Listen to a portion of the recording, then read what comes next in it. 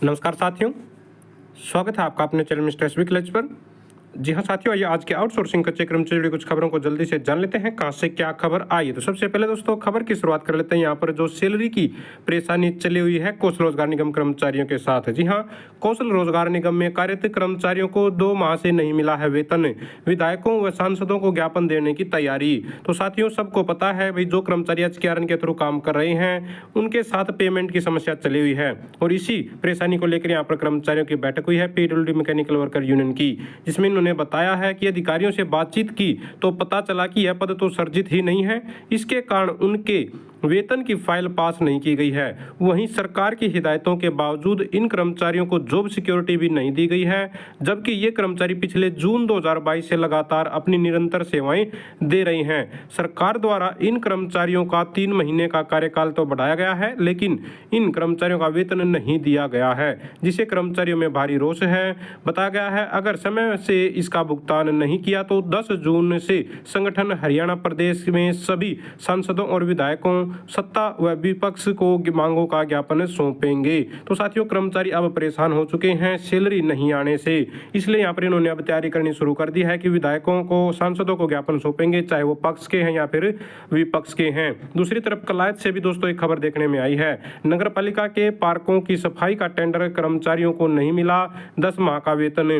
तो दोस्तों 10 महीने का मेहनताना नहीं मिला है। ये कर्मचारी लगे हुए थे ठेकेदार के थ्रू नगर पालिका के पार्कों में सफाई करने का काम ये कर रहे थे। इन्होंने बताया है कि मात्र 2 महीने का वेतन इनको दिया गया, 10 महीने का वेतन इनका आज भी पेंडिंग है। अधिकारी जिम्मेदारी लेने के लिए तैयार नहीं है, कहते हैं कि ये ठेकेदार के कारिंदे हैं, काम करने वाले हैं। जबकि साथियों अगर देखा जाए अकॉर्डिंग टू रूल तो भले ही ये ठेकेदार के आदमी थे, लेकिन उस ठेकेदार पर, उस एजेंसी पर नजर रखना, वो ठेकेदार जो टेंडर लिए हुए है वो नियम शर्तों के अनुसार काम कर रहा नहीं कर रहा है, वो सारा का सारा काम नगर पालिका का ही है, उन अधिकारियों का ही है।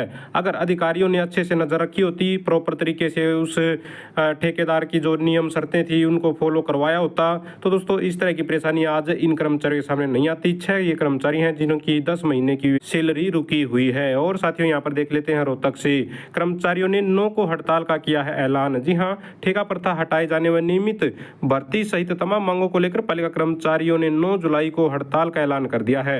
नगर पालिका कर्मचारी संघ हरियाणा की राज्य कमेटी की बैठक दोस्तों यहाँ पर हुई है रोहतक में, जिसमें ये निर्णय लिया गया है। बताया गया है साथियों मांगों की बात करें तो सफाई के कार्य में ठेकेदारी प्रथा को बंद करना, ऐप पर सफाई कर्मचारियों की हाजिरी न लगाई जाए, सफाई कर्मचारियों का वेतन 27,000 रुपये किया जाए, सफाई व शिविर कर्मचारियों के रिक्त पदों को नियमित भर्ती से भरा जाए, कच्चे कर्मचारियों को पक्का किया जाए। हरियाणा कौशल रोजगार निगम में 5 वर्ष की सेवा अवधि पूरी करने वाले कर्मचारियों को 58 साल की नौकरी की गारंटी पत्र दिए जाएं। तो अभी भी बहुत जगह पर गारंटी पत्र नहीं मिले हैं।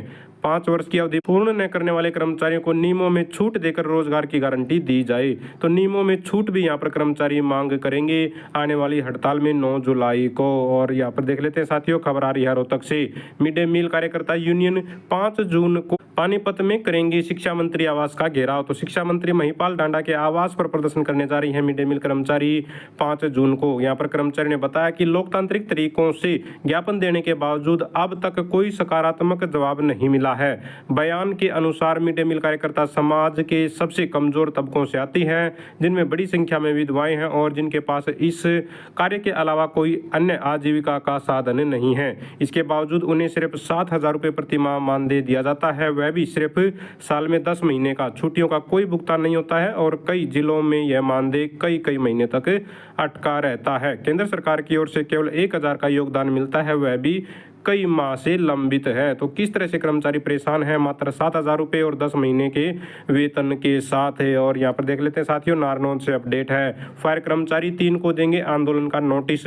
तो हरियाणा सरकार व महानिदेशक अग्नि शमन पंचकुला की वादा खिलाफी के विरोध में नगर पालिका कर्मचारी संघ ने आंदोलन के बारे में साथियों फायर स्टेशन नारनौल में कर्मचारियों के द्वारा मीटिंग की गई है। जी हाँ, मीटिंग के दौरान यहाँ पर कर्मचारियों को संबोधित करते हुए लोहान ने कहा कि प्रदेश में कार्यरत पेरोल व कौशल निगम के कर्मचारियों के वेतन में पिछले 5 साल से बढ़ोतरी न होने, पेरोल, फायरमैन, फायर चालक व ऑपरेटर को विभागों में सृजित पदों पर समायोजित करके जॉब सुरक्षा गारंटी देने व अन्य मांगों के समाधान हेतु सरकार के राजस्व एवं आपदा प्रबंधन मंत्री विपुल गोयल के आदेशों पर 4 अप्रैल को महानिदेशक अग्निशमन शेखर विद्यार्थी की अध्यक्षता में 7 सदस्यीय कमेटी का गठन किया गया था।